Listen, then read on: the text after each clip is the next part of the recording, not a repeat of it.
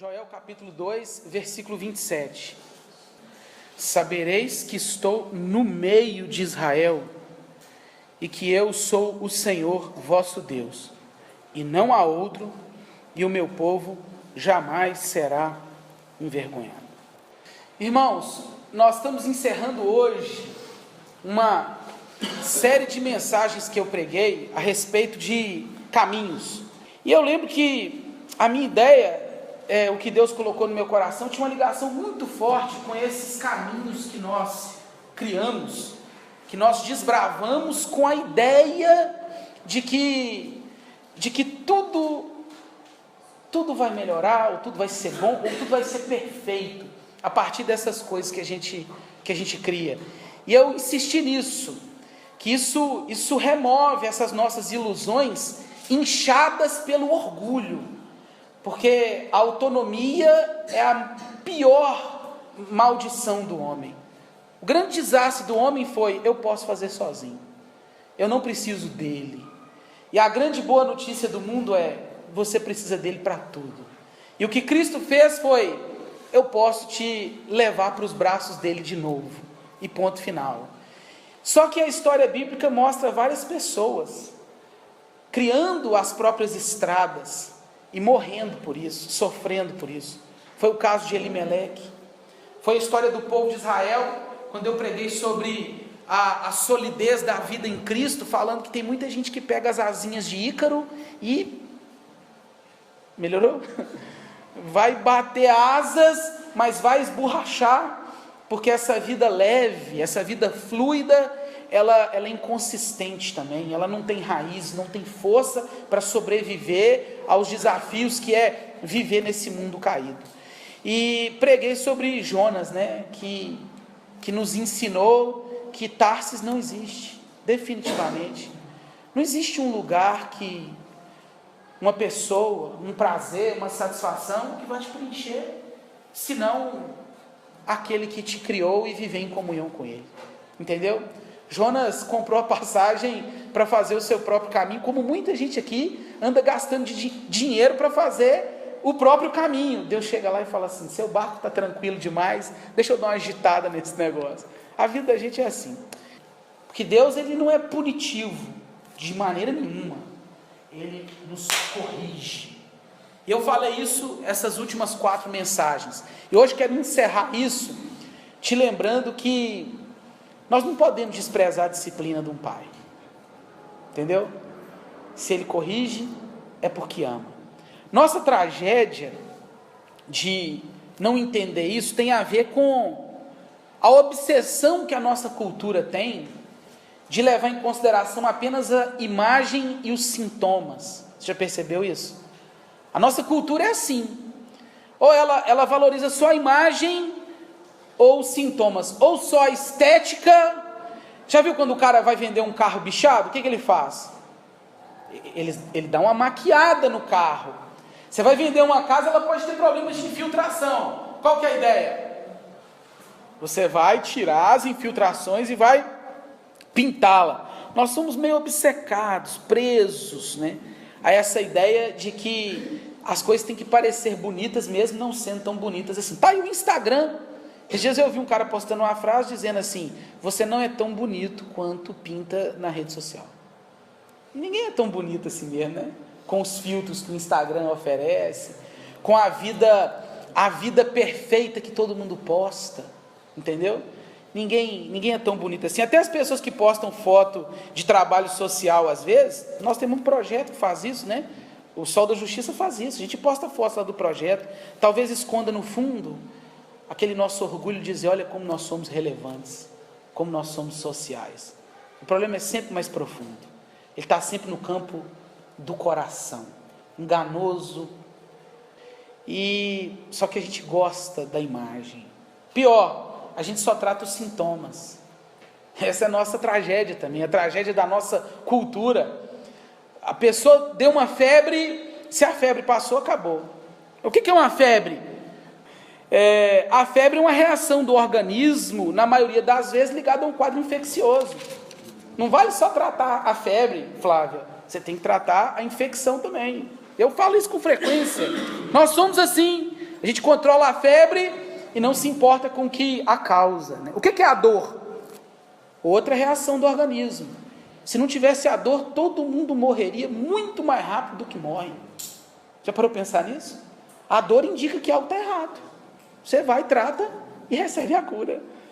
O que é um financiamento? Cadê Brunelli? Gente, eu vou olhar para ele. Ai, meu Deus. Perdão, Brunelli, mas eu vou falar. O que é um financiamento? Não estou querendo generalizar. Se precisar de um, procura Brunelli, tá? Aí, ó. Mas é um remédio financeiro para a febre de muita gente. Concorda comigo? A pessoa não tem o dinheiro. O que ela tem que fazer? Financiar. Ela vai... parece-nos melhor recorrer a ele no momento das dívidas do que cortar o quê? Na própria carne. É difícil não comprar o sapato que você quer comprar, que a senhora quer comprar. É difícil reduzir o padrão de vida. É difícil o homem não pagar lá a mensalidade da bola, né? Aquela coisa sagrada. Mas, às vezes, cortar na própria carne é difícil demais. A gente prefere o quê? Vamos financiar? Quanto que é? Nada. Você vai pagar 172 vezes de 320. 320 cabe no seu orçamento. O que são 172 meses, né? Deus abriu essa porta para mim. Cuidado, cuidado.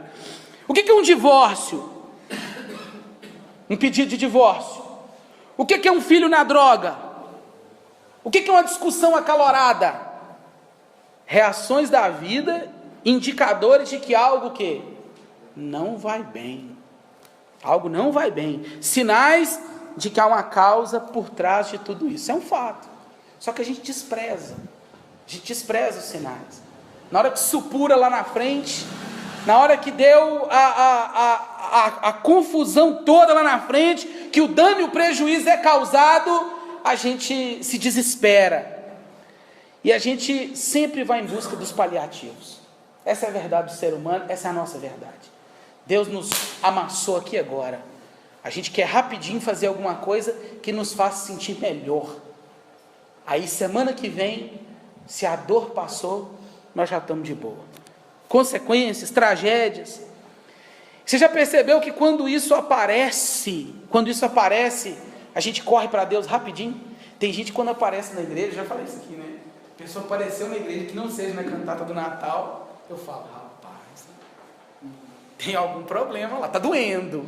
Porque quando dói, a gente corre para Deus rapidinho. E a gente vê que Deus, Ele é colocado na agenda sempre que essas coisas aparecem. Que a gente tem que procurá-lo para ver se resolve o problema. E os profetas aparecem nessas horas, para quê? Como apareciam no Antigo Testamento.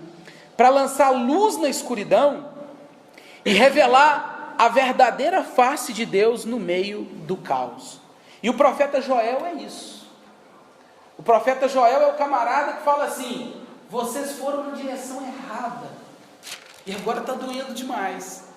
Está doendo muito. Agora vocês estão sofrendo. Mas eu sei que o problema de vocês não é uma simples febre. A infecção ela é muito mais grave.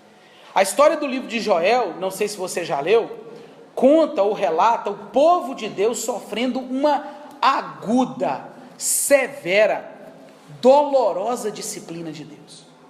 E os estudiosos, eles têm suas variações a respeito do assunto, mas basicamente todos eles afirmam que sejam esses gafanhotos que o livro fala de 4 espécies de gafanhoto: o cortador, o migrador, o devorador e o destruidor. Para quem tem medo de grilo, né? Pensa um gafanhoto com o nome de destruidor. Para demônio só falta a capa, meu irmão. Imagina, 4 espécies. E a Bíblia conta que esses gafanhotos, eles devastaram as plantações de Israel. O povo começou a cair qualquer semelhança com a República Federativa do Brasil, não é mera coincidência, tá? Uma crise econômica sem precedentes varreu o povo. O povo não tinha o que comer. Revolta, porque o povo estava sofrendo completamente. Pior do que isso, havia uma crise no âmbito religioso.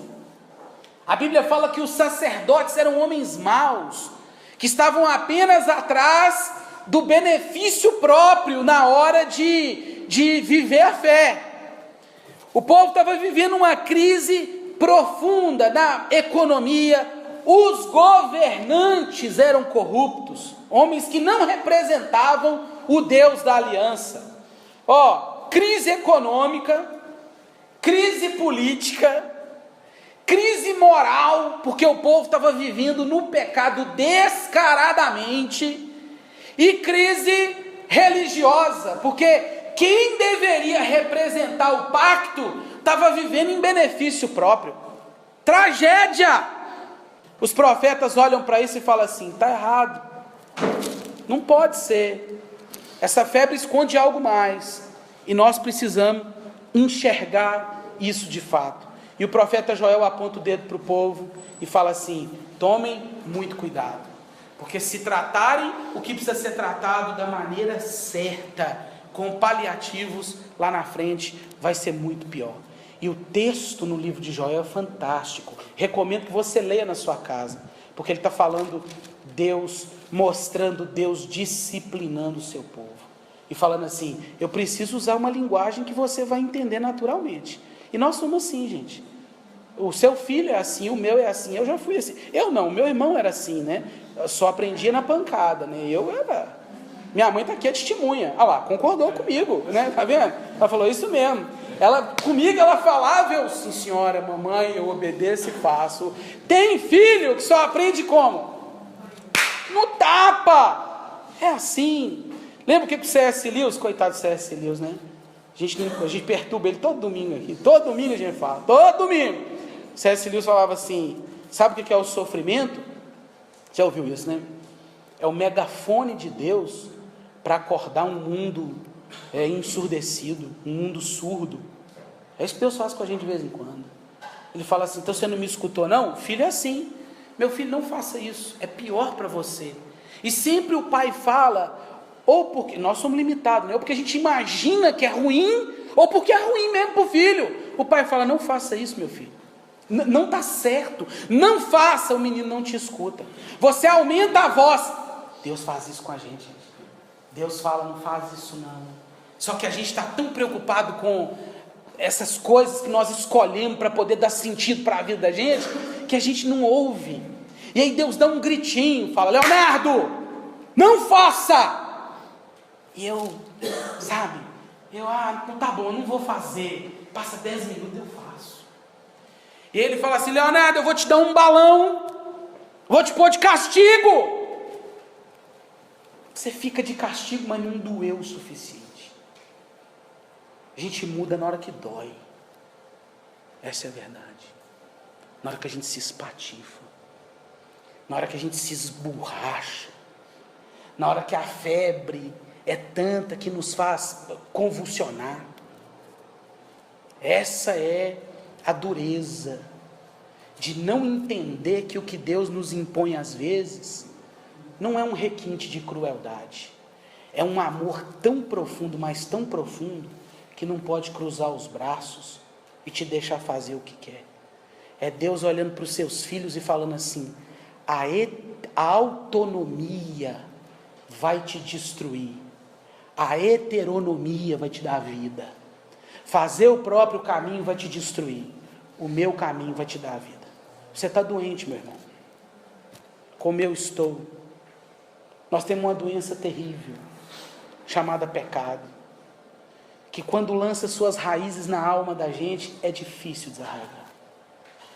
Nós temos um problema gravíssimo, e que vai muito além do fato de você ter perdido o emprego, do fato de você ter visto o gafanhoto devorar sua plantação, vai muito além de qualquer uma dessas coisas que a gente escolheu para integrar a própria vida. Não é.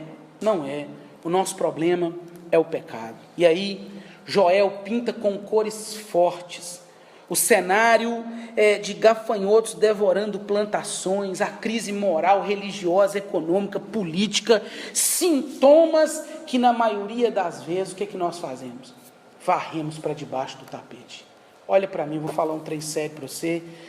eu caminhei um pouquinho nessa vida, um pouquinho, quase nada, para poder te falar algumas coisas a partir do que eu vivi.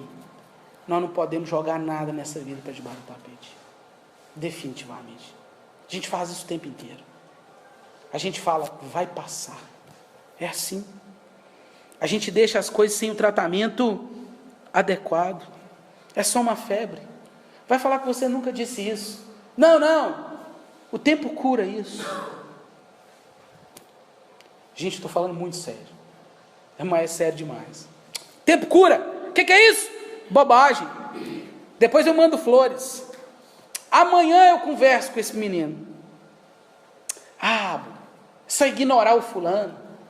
Você já viu gente que vive tapando o sol com a peneira? Conhece gente assim? Deixa pra lá. É aquela pessoa que supõe manter a ordem das coisas. Conhece gente assim? Não. Deixa pra lá. Não. Deus não nos deixa sem o tratamento adequado.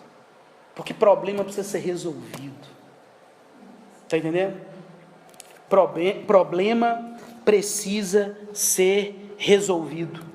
E ele vira para a gente e fala assim, eu quero resolver o seu problema. Assim como ele falou com o povo de Israel lá atrás. E a gente quer ignorar. E Deus chamando a atenção da gente, falando assim, deixa eu resolver. E eu vou te tratar de fato. E a gente, não, está de boa. Está tranquilo. Enquanto está tudo bem, nós estamos tranquilos. E Deus falando assim, eu quero você mais perto. Quero você mais perto de mim. A não ser que você não seja um filho dele. Está sem correção, sua vida vai ser tranquilinha assim de boa. Agora, se é filho, se ele te chamou, se Deus te escolheu, na hora que você sair da linha não significa deixar de fazer algo para agradá-lo. Isso seria esse mérito que a gente vive falando, ele não nos serve. Mas quando você começar a falar assim, eu vou fazer por conta própria, ele não, você tem que fazer o que eu te chamo para fazer, é o meu caminho, meu filho. E Deus vem e começa a nos corrigir. Você não pode definitivamente ignorar o tratamento de Deus. Deus está te chamando e falando assim, eu quero te tratar. Eu quero tratar esse problema que você tem com seus pais. Eu preciso tratar esse problema, porque acontece uma treta, é só febre. A infecção está lá. Eu quero tratar esse problema que você tem com você mesmo. Você nunca para pensar. Você deixa a micareta te levar. Você nunca para resolver isso. Você precisa tratar um problema ligado a perdão. Você precisa tratar um problema financeiro. Você precisa tratar um problema pessoal. Você precisa tratar um problema na igreja. Você precisa tratar e eu quero te dar o tratamento adequado. O que para nós pode ser uma tragédia, uma convulsão, para Deus é uma oportunidade, um treinamento para ter os seus filhos perto de si. Não porque Deus tem prazer no sofrimento, mas porque Ele utiliza para nos disciplinar, e Hebreus diz isso, eu os disciplino porquanto os amo. A partir daí, a gente vê de forma poética, Joel falando de tudo o que aconteceria quando o povo falasse assim, eu vou. Você percebe o texto que a gente leu no início do culto? O texto está falando assim, convertei-vos. Deus não manda o povo falar assim, a partir de agora vocês passem a falar a verdade, vocês deixem de fazer isso. Deus não faz uma lista de exigências dizendo assim, a partir disso você vai viver o que deve, como tem que ser. Não, ele fala assim, volta para mim. Está entendendo? Você não tem que sair daqui hoje falando assim, o que é que eu preciso fazer para agradá-lo? Porque sem Cristo, você nunca vai fazer nada para agradá-lo.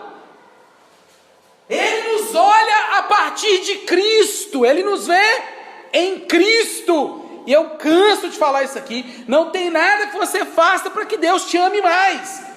Filho pródigo não, né? O filho que ficou em casa, trabalho e tal, até hoje o senhor não me dá uma moral, pai. Sou o maior trabalhador. E o pai, e não precisa de ser o outro menino também, que vai curtir e fala, eu vivo pela graça. Ai, que maravilha, vou curtir. Não, A vida com ele é o seguinte: eu quero você perto de mim, eu quero você próximo, eu quero você unido a mim, sou eu que vou resolver seu problema. E aí Joel começa a dar pinceladas coloridas numa tela escura nos primeiros capítulos, dizendo assim: se esse povo entender que estar com Deus de fato, unido a Ele, ligado ao padrão criacional, sabe? A maneira como Deus me criou para ser, a imagem e semelhança dEle. Se eu vivo isso, se eu entendo, é aqui que eu preciso estar, esse é o meu caminho de verdade. Aí Joel começa a pegar a tinta, deixa eu pôr um verde bonito aqui. Quem já foi em algum lugar que tem esses quadrão bonito exposto, um museu, uma galeria, sei lá, você vai saber o que eu estou falando. A cor naquela tela nunca é a do livro que você viu lá a foto, ou a foto que você viu na televisão. Se você tiver o cuidado, você vai ver que o pintor, meu irmão, quando ele põe aquela pincelada, você fala assim: que verde é esse que eu nunca vi? O artista sabe fazer, né? E Deus então fala: voltou para mim? Deixa eu pôr uma cor diferente nessa vida aqui. O texto fala que ele vai tornar verde o que está o quê? Seco, sem vida. O texto diz que ele faz grandes coisas. O texto fala que a terra começou a produzir com vigor aquela pessoa que está murcha, sem vida, sem vigor, sem energia, sem nada. Deus fala assim: deixa eu jogar uma cor vibrante aqui, um laranja, deixa eu pintar isso aqui. Ele abençoa com plenitude e abundância, restitui os anos que foram perdidos. Olha que coisa linda. É Joel falando assim: perdeu tempo na vida, você ficou afastado. Eu já ouvi gente, tristemente, meia dúzia de pai, de mãe, meia dúzia de filho, e chorar e falar: e o tempo que ficou para trás, pastor? E o tempo que eu perdi? A Bíblia diz que a pincelada divina tem poder para restituir o ano que foi perdido, e a parte que eu mais gosto: eu não vou permitir que o meu povo seja envergonhado. É só voltar para Ele. E o texto fala assim: volta com jejum, volta com choro, volta com humilhação. Ele não está falando de uma forma como nós devemos voltar simplesmente. Ele está falando assim: tem que ser de coração, tem que ser de verdade. Não adianta você amanhã bancar o cristão aonde você está. Não adianta a gente sair daqui com a noção de que atos heróicos eles vão significar alguma coisa, porque para Deus isso é nada, nada. Se a Bíblia diz em Isaías 64 que as nossas maiores justiças, elas são como o quê? Trapo de imundície, que era o pano que as mulheres usavam no ciclo menstrual. Naquela época as mulheres usavam aquele pano até ficar nojento para não usar mais. Deus está falando assim: o top que você fizer nessa vida é igual um absorvente sujo. Só isso. Não dá, não adianta sair daqui com atos heróicos. Você precisa voltar para mim. O amor de Deus é assim: volta aqui, ó, debaixo das minhas asas, no meu colo, tudo certo. Fora de mim não tem conversa. Ele vai dando pincelada uma atrás da outra, dizendo assim: tá aqui, filho, ó, eu sei por qual caminho você vai, eu posso te colocar num lugar. O que explica pra gente uma menina ficar presa e morrer numa cadeia? E os caras falando assim: é só falar eu desisto, e ela escrever eu resisto. Tem lógica. A gente acha assim: mas o que será isso? É quem num dado momento entendeu que no colo dele nós temos tudo o que precisamos. A gente não precisa mais viver essa correria louca que a gente vive. A gente canta aqui: quanto mais o tempo corre, menos eu quero correr. Eu orava ontem, eu falava assim: meu Deus, a gente precisa trabalhar. Não, eu orava com vocês hoje aqui de manhã, né? A gente precisa trabalhar, a gente precisa ganhar dinheiro, a gente precisa viver, mas ensina a gente a entender o teu caminho e o nosso caminho. A gente fala, eu resisto, porque a gente está no braço de quem de fato nos dará tudo o que nós precisamos. Só que não. Nós preferimos o caminho da autonomia. Nós preferimos fazer o nosso próprio caminho e desprezar a santa e gloriosa disciplina do Senhor. Só que aí, irmãos, eu encerro a minha fala te lembrando que o versículo que a gente leu fala que em tudo isso Deus estaria no meio do seu povo. Amém? O que Joel está querendo dizer aqui? Eu acredito, com base no que Pedro cita em Atos, a partir da narrativa da descida do Espírito Santo no dia de Pentecostes, que Joel está dizendo assim: vai chegar uma hora que Deus estará permanentemente com o seu povo, e aí o seu povo jamais será envergonhado. Sabe do que Joel está dizendo aqui? Ele está falando de Jesus. Joel está falando do momento em que Deus diria assim: agora eu vou fazer uma tenda no meio do meu povo, e quem permanecer em mim jamais será envergonhado.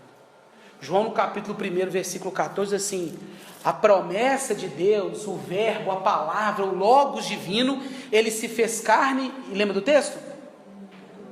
E habitou. Você sabia que o termo habitou ali é se fez tabernáculo? Ele tabernaculou-se. Deus, ele fez morada no nosso meio e falou assim: finquei minha casa no meio desse povo e eu não largo deles de jeito nenhum mais. Em Jesus foi isso que Deus fez conosco. Essa é a garantia que a gente tem. Joel está falando assim: vai chegar uma hora em que vocês saberão que estar com Ele é estar com Cristo. E a partir disso, Cristo, nessa graça que nos foi garantida, nos oferece também do seu Espírito Santo, porque logo em seguida o texto é assim: e aí eu derramarei do meu Espírito sobre toda a carne. Sabe o que eu acho bonito? Fala que os filhos serão profetas. Eu acho bonito que fala que os nossos velhos sonharão. Quando eu vejo assim, os velhos sonharão, um velho fica ali parado esperando a morte, não. O velho cheio do Espírito Santo, ele sonha. Os jovens serão visionários, os empregados serão abençoados, coisa que não tinha naquela época. E o texto diz: e todo que invocar o nome do Senhor será salvo. Jesus é chamado de o Emanuel. Ele é o quê? O Deus conosco. E o nosso remédio, irmãos, é Jesus de Nazaré. Mais nada. É o que o Resgate canta: e tudo o que eu quero é Jesus, seu amor, nada mais. Nós precisamos de parar com esses nossos atos heróicos, essa nossa ideia de querer relevância, de querer alguma coisa que não tem o mínimo significado para uma vida pensando em eternidade. E aí a gente começa a sentir os efeitos, as dores. Ai, está doendo aqui. O que será? As dores das nossas doenças mais graves. A nossa doença grave se chama pecado. E o remédio para a nossa doença grave se chama Jesus. O remédio para a família, para os filhos, o remédio para a angústia, o remédio para a igreja cristã, o remédio para os dramas do mundo, o remédio para qualquer febre, para qualquer infecção, para qualquer câncer, para qualquer morte, é Jesus, pelo poder do Espírito Santo. Hoje eu quero só te convidar a simplesmente falar assim: Senhor, não há nada que eu possa fazer, mas eu posso me entregar ao Senhor. Eu posso mudar essa rota e dizer: não, eu quero voltar para os teus braços. Eu quero ser curado através de Cristo Jesus. Jesus é seu remédio.